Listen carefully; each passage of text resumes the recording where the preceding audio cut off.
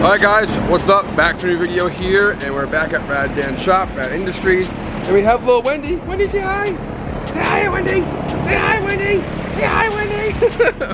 We're back at Rad shop, and it's time to get back working on the car itself while the motor is being built in the next few weeks. So basically, where we're at now is we are going to be installing the V3 Wisefab. Now, you might ask, why are we installing Wisefab when your engine blew? That makes no sense. Why are you doing suspension when your engine blew? That makes no sense. Well, here's why it makes sense. So, I actually have Wisefab V1 on this car. It's one of the oldest Wisefab kits in the country. It's actually how me and Freddie's friendship started. I bought that Wisefab off of him like 7 years ago, and the rest is history. But I've had the same Wisefab V1 on my kit. It was also used by many other people before that, and this kit is still holding up strong.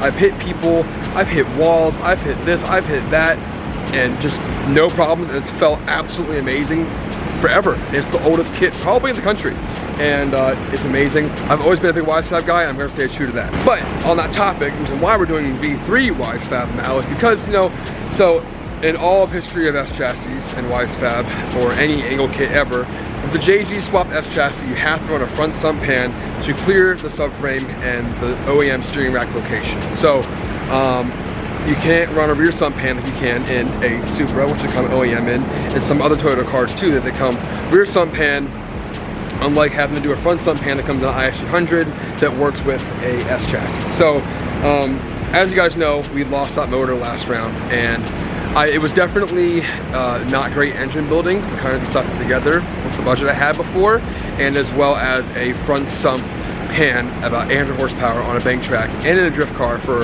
a good amount of time. And it lasted as long as it should have, and we spun a bearing, unfortunately. And we have a bank track of that much horsepower, and the oil starvation is a big, big problem. And going over the data, we had really bad oil pressure on the flat part, worse than the bank, because the inertia of that turn looks flat, but actually it's very, very weird. And the oil pressure was not good on that turn, and going all the way back to round one at just County Pro-Am, the bank track oil pressure was absolutely not good. I don't know how it even lasted, to be honest, but we made it work. We did some testing after that on flat track, and it was fine. Point is, now, with the V3 Wisefab, it's a kit that Ogie Bakshi, the owner of Fuel Suspension, helped develop with Wisefab to relocate the steering rack to the front of the subframe in order to run a rear sump pan and allow you to run a BMW rack and a stock S chassis subframe, again allowing you to run a rear sump pan, which has no oil starvation issues, and engines last a hell of a lot longer than a front sump pan JZ would. Now that we have this technology and this option, we can run a very high horsepower JZ setup in an S chassis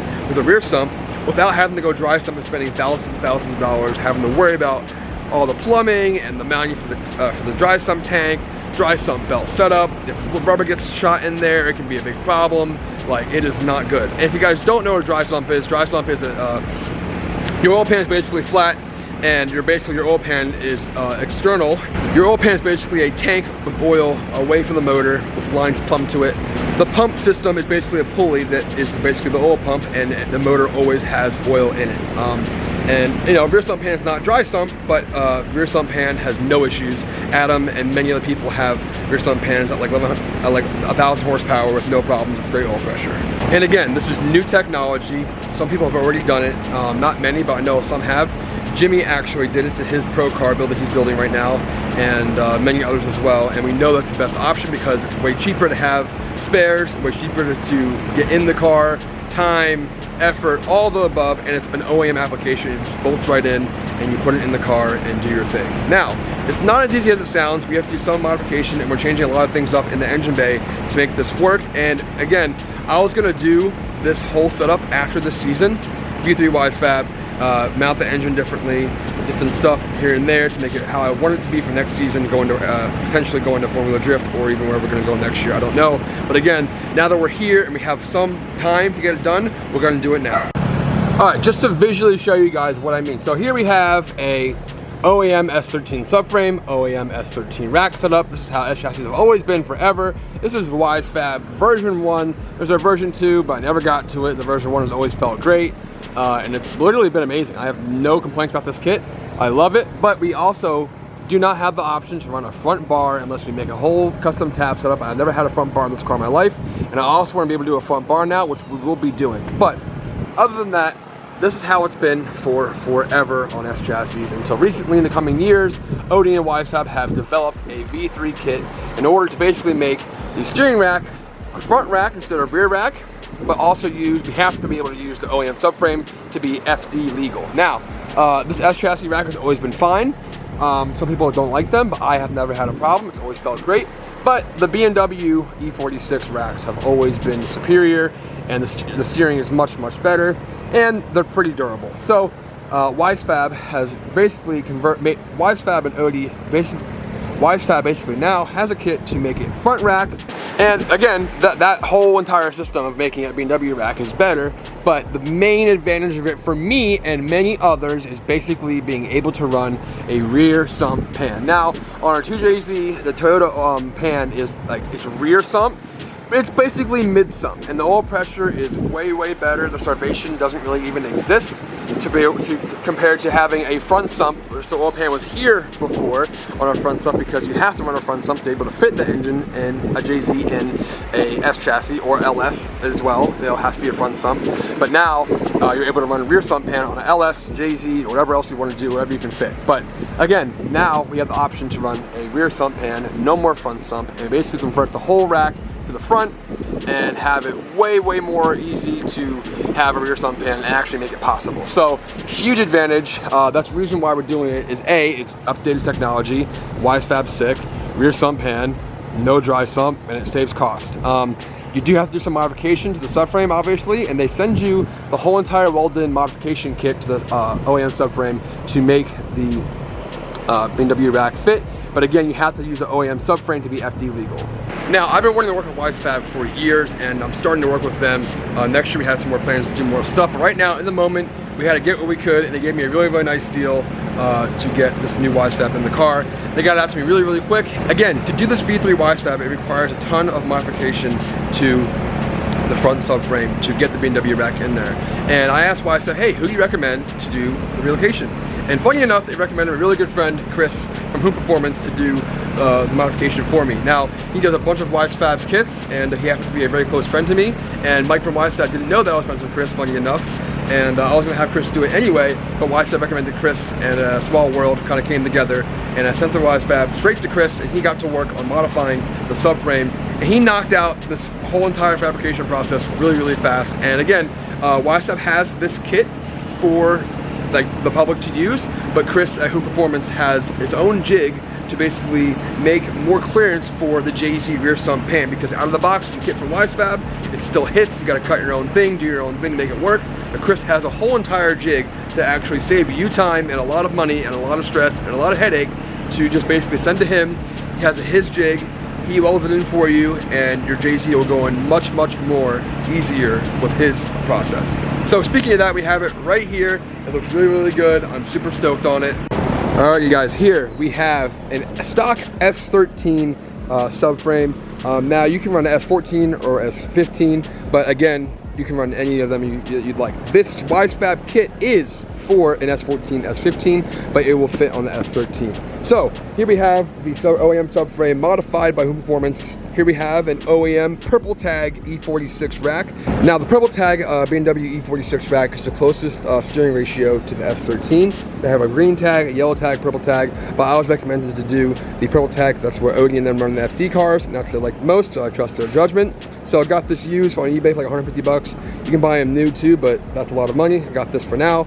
And then again, I sent the whole package out to Chris at HOON Performance, and he got to it modifying the subframe to fit this rack in here. Now, all this is added in with Wisefab's kit, all here, everywhere else. But all this stuff is done by Chris with his jig to fit the JZ pan, like I said, without you having to do it or go through the headache. You can just get it, send it to him, have him do it, and then all of a sudden, you're ready to go without having to do it yourself. But I'm not a fabricator, I don't have time for that, I don't do that. So I sent it to Chris. I've known Chris for a long time, and he is a very, very talented person and got this thing done really, really quick for me in my time frame. But the main thing here, of course, is the Wisefab. Now, I did take a peek at it. Again, we're working with Wisefab a little bit now. We're going to do more stuff next year, But again, we had to get this done now because we don't have time to wait till next year, and we have to get this in the car as soon as possible. So I already opened the box. Chris had to open it as well because you got to get the whole fabrication, the whole subframe modification kit out of there to do it. But I already took a peek at it. I'm really stoked on it. It looks good. Let's get it out of the box, take a look at it, and then go from there and take out all the old shit and put in all the new components.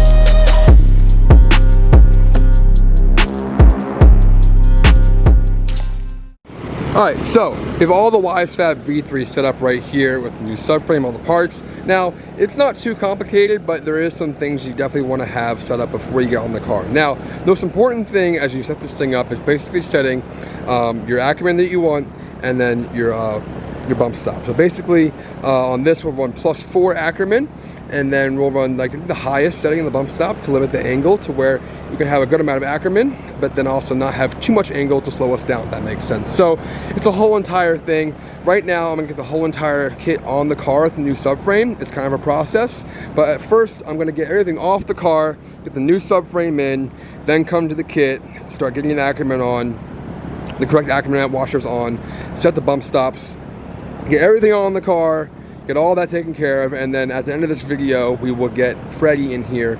And well, actually, it'll be another video when the engine's in the car, to where we set the whole entire car up, corner balance the car, set everything up with the weight of the car, with the weight of the engine, with the new engine in there, because we can't do that till the engine's in the car. But first things first, let's get the old parts off the car, get all that stuff out of there, clean everything up, all the chassis, and then get the new subframe in, get the new Wisefab on, and go from there. All right, the old Wisefab's about to come out. Got it all off the subframe, off the shock. That's completely out for good. No more V1 Wisefab. Very old and crusty, but this thing took a beating for years and years and years with absolutely zero problems, and that just shows the quality of Wisefab.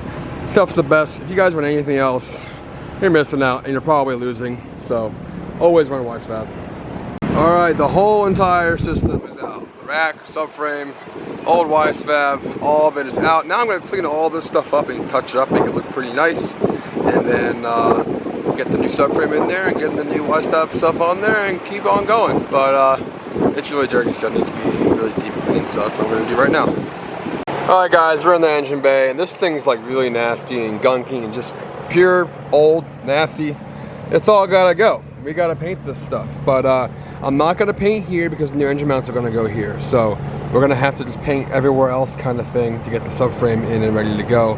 I didn't think about that till now actually. So I'm gonna repaint all this stuff while I'm here, and then everything else will just be welded on later on. But yeah, it's gonna be pretty freaking sweet. It's all nasty, so I'm trying to get this thing looking nice and clean. And after that, we can weld the new plates in for the engine mounts later on. Alright guys, while I had this all taken apart, I figured it's best to refresh the engine bay best I could with some touch-up paint. The dark spiral gray looks all nice and fresh. Over here, on the frame, over here, over there. I did forget we're going to be doing new engine mounts that are actually mounting to the frame of the car. So now I have to grind the paint off of that once we get to that point. But it's very minimal. We can just tape it and then just grind what we have to weld, then touch it up again with paint. But not a big deal. But at least it's nice and fresh painted. It looks a lot better than it did because it was scratched up and rough and just dirty. So now it's time to get the car in there, get the subframe in there, get some parts on there, and then call it a day. Alright guys, so when using the S14, S15 Wisefab kit, you have to put these washer, spacer things into these bolts for the coilover because S13 uses a smaller nut, well, a smaller bolt, and you have to press these in using your press to fit the proper bolt so there's no play in your suspension. You don't want any play, you want it nice and snug, no play at all. So this eliminates any play and fits the S13 bolt on the S14 knuckle. Alright, both plugs plugged in there, all done with the press. Now to get it back on the car. Okay, now that the Wisefab is basically set up to go in the car, now we have to do stuff before we get messy. Now, what I mean by that is we are doing some pretty unique engine mounts. Now, if you guys aren't familiar with cars or whatever, you know, usually you mount your engine to your subframe right here, for the stock engine mounts right here. Yes, you could probably use that, no problem. on the subframe, but with the rear sump, it's just gonna be really tight fit. And like, you can make custom mounts and fab them up and weld to the frame. I've been wanting to do custom engine mounts for such a long time now, to where now I don't have to do that. I can just buy them from Group D over in Ireland. Group D is Darren McNamara's company over in Ireland. He makes a lot of good stuff, builds awesome drift cars. He sells these JZ engine mounts to an NES chassis, to where you weld these plates in on the frame, and you can place them wherever you want to place them to have the clearance you need for whatever, or the placement you need for whatever. On both sides, it's super easy.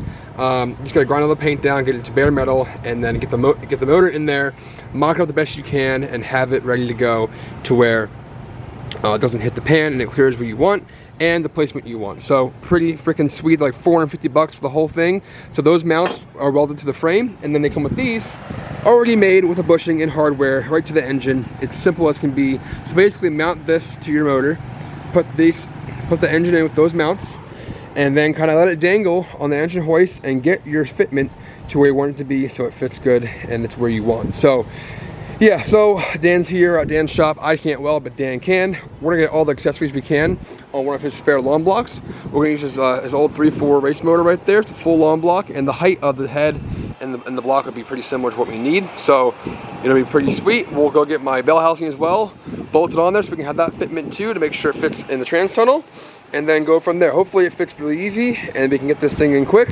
And yeah, but first things first, I'm gonna have to go in there and grind all this paint off. I painted right there very lightly earlier because I just want to get everything nice and repainted, but also I knew I'll have to grind it down to where I needed to have it. So yeah, let's get that going first, and then we should be good to go to start grinding that off and then getting fabbed up.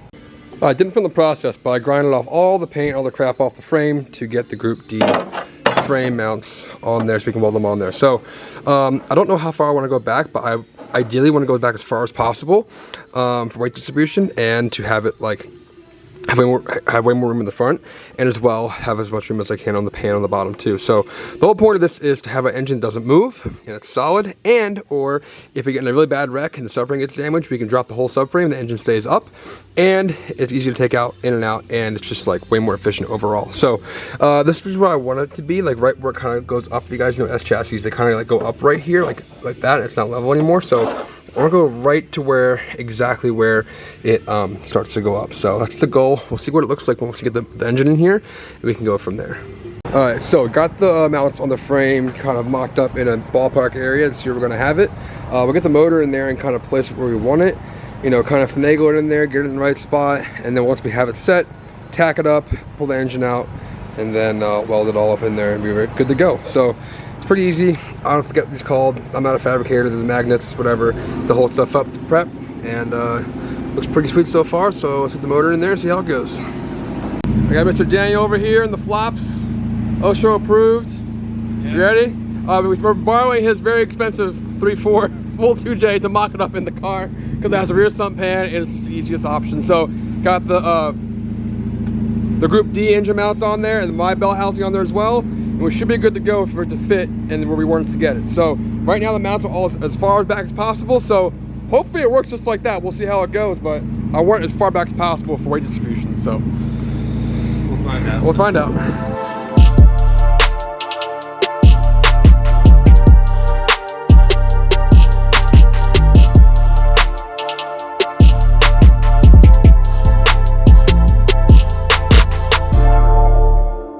Alright, so bell housing's off. We're already finding out it's going to be pretty difficult to get the motor in with the bell housing on. So unfortunately, we're going to have to go motor only.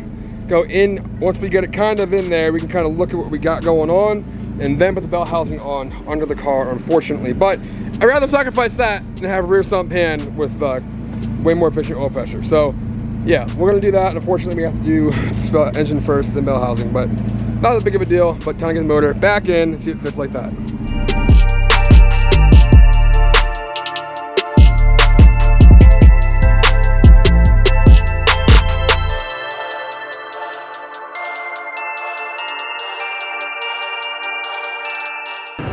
Okay, we're gonna pause on that for now. I thought I could get away with the way the trans tunnel is now. Yeah, that's not gonna be the case here. We have to cut out the front part of the trans tunnel, and kind of figured that out. That's gonna be hilariously fun to do. The best part about it is up under there you have an aftermarket trans tunnel, so if we cut out most of the stock shit, we can basically fit what we gotta fit. So we're gonna pause on that. I'm glad I found out now instead of 2 weeks from now. So I'm gonna focus back on the Wisefab, get all that stuff back on, and go from there. So dang it, that sucks. Frick. But okay, we're gonna pause. But yeah, to fit that in there, we gotta tuck that thing way back. So, yep. All right, driver's side Wisefab is on. It's all loose and just like not set up, but it is all mounted on, looking nice and sick. Front rack setup's in there. Unfortunately, we're gonna do a lot of work to the trans tunnel and all that kind of stuff, but it's what cars is, guys. We asked for it, but it'd be worth it in the end. But yep, first set of Wisefab V3 is on, looking snazzy. All right, you guys, full V3 Wisefab is all installed on the car. It looks so sick, all nice and brand new. BMW E46 purple tag rack. Big shout out to Jason at Distinct Auto Boutique to get him these stock S14 hubs in a quick manner, because they're kind of hard to find. He had them in stock, ready for me to go. If you guys need any used S chassis parts, hit him up. I'll put a link right here on the bottom. But yeah, got the hubs in there. They're old, but whatever, they'll work for now. And now the Wisefab's in, there's one more thing we have to install. Okay, so my whole entire drifting career, I've never had a front sway bar on the car ever, and I don't mind not having a front sway bar, but now we have this new technology of Wisefab. We have the option to run a sway bar because that's something you're always going to want to have, but I didn't have the option before, so my V1 Wisefab did not have sway bar mounts, but V3 and V2 of course do. So, right here we have a PBM front sway bar. I got this powder coated tuxedo black to match my truck. Not really matching, but I love that color. Just the PBM front S13 sway bar, and we'll go on and mount right to the control arm. It's the only sway bar I know right now that will work. Having a front sway bar will be very beneficial for me to have more jacking. It will actually steady the front and have more grip to the rear of the car, and having a much more steady front end, like I said. So definitely got to have it with the V3 Wisefab. It'll be a big benefit. It'd be a very big upgrade for us to have one now. So yeah, let's get it on. All right, guys, it is the next day, and we basically have all the Wisefab stuff installed on the car. Definitely a lot of progress was made, but now we have to do some other stuff that we have to take care of, because this whole rear sump pan thing is definitely a lot more than I thought it was going to be. I knew it was going to be a lot. I knew we had to do a lot and to make it work, but we got to do more than I initially thought of. So basically, yesterday we tried test fitting that motor in here with the rear sump pan, and it's hitting everything. And Chris again has a jig on his own subframe modification for this setup to clear a rear sump pan. I think it's enough, but also he did tell me I might have to clearance a little bit more, and that's one thing. But we have to clearance the stock firewall / trans tunnel thing. So if you see here, you can see where he clearance for the pan here and like that. It should be enough, but I think we have to go in like here, come in here, and cut out here. We'll see. I'm not gonna do anything with that until I figure out the situation. So if you guys can see in here, I have an aftermarket trans tunnel up in there, and then from right here back is all stock. So basically, I gotta cut all of this out to fit it right. Now, again, per FD rules, you have 10 inches from the lower windshield to here. So if we measure that, that'd be plenty of room for us to do what we gotta do. So yeah, it's a whole entire thing, but it'd be for the best. We're gonna cut this out, leave it open, fit the motor in there. I already know what I gotta cut out, so I'm just gonna cut shit. So that's what I'm gonna do. So leave it out and then bring it to Cody next week for him to fab some stuff up, because Dan doesn't have the tools to do sheet metal work and trans tunnel work plus all the time. So we're gonna get that going. That's the plan for today.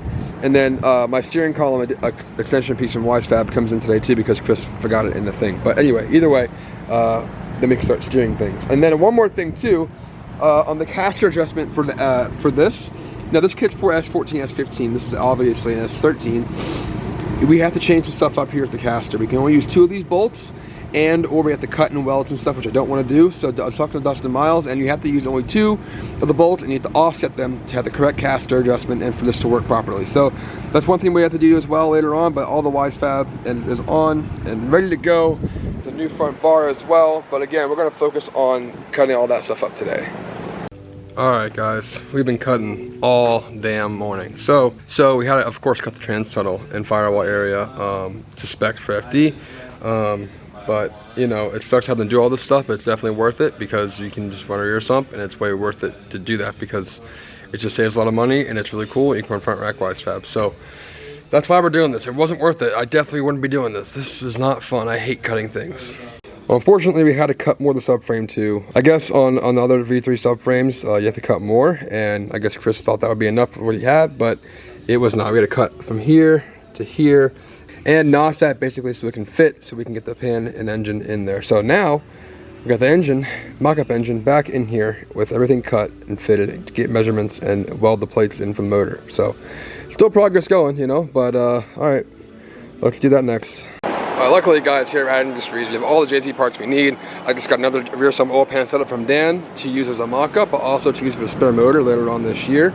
I mean, I didn't want to buy another one right now, but I have to do this because of time, and I have to have this on the mock-up block with my head that I have in my truck to put the 1.5 JZ setup in the car, because the 2J valve covers, if you guys can see here, are a lot taller than the 1J, and they dip down like this to where the 1J ones have like a slope here that will fit under the lip on the car itself. So when you're mocking up things, you want the exact thing you're using. And luckily I have all the broken or spare parts that I can use for mock-up to fit everything how we need it. So basically, I'll put a picture right here of Dustin Miles' car where you can see the valve cover kind of dips down and goes under this to where you can avoid having to cut this. So I might still have to. I don't think I will. I think it'll be good just enough. So I'm hoping I can just get it in there. Now we have all that room with the trans tunnel. It'll be a lot easier and a ton more room with the subframe cut right there. So guys, this is all custom stuff. I can't be mad. This is what it is. Doing the engine swap in these cars, putting a BMW rack or a Nissan subframe and a 240SX, the JZ engine with front rack Wisefab. It's a whole thing you gotta do. But either way, I'm stoked that we can figure this out in a timely manner. And thanks to Dan at Rad Industries for having all the parts I need in stock. Bare blocks I can use for mock-up, a rear sump pan setup, any JZ part I really need, full JZ engines, all the good stuff. If you guys need anything, hit up Rad Industries right here, link below. There's everything you need for a JZ, and having those parts in stock. And he has a lot of parts most people don't have in stock all the time. So it's great having these resources like Dan and a good friend like Dan for letting me use the shop and getting all the parts I need on the dime. Alright guys, got my 1J head on a 2J block with a rear sump pan and the Group D mounts ready to go in for mock-up to get it into the car to finally weld in the engine plates so we can be done with that, paint the frame, get all that stuff done and be completely done with that and just be all done. So I'm just trying to get everything checked off my list before I leave here, because we have to leave Dan's shop because this place is really far from where I live, and coming here every day is expensive and it's exhausting and stressful because it's really far. But either way, I'm very grateful to be here at this awesome shop to have all the space needed and tools needed. The main thing is I want to get out of the shop today, get everything loaded in my trailer, and leave here tonight. That way I can go and bring this to my fab guy Cody, because Paul is busy this week doing other stuff. So Cody's going to do the trans tunnel and finalize the fabrication on the car, but Dan's going to weld in the engine mounts and be done here, paint them up so there's no rust or anything. So one more thing checked off the list so we can continue on the whole build process. Alright guys, this video is getting pretty long, but the Wisefab install is 100% complete. And next up, again, I'm going to get my mock-up engine in the car, mock it up, weld those plates in, and get that motor fitted in with the new setup. Alright, now I did want to make this video one video, but it's just not going to happen. So this will be part one of the Wisefab and engine mock-up install. So next video, you guys will see us officially get the mock-up motor in there with all the stuff we had to do, all the cutting, all the fitting, all the welding, and all that stuff to fit this new engine setup in with the Wisefab V3. But as you can see here, the Wisefab V3 is installed on my S13. Again, this kit is made for S14s and 15s. If you want to have the correct caster, you have to basically offset this and put the one hole out and use 2 bolts here, and this hole does nothing. So now we have the correct adjustment on that when we actually align the car.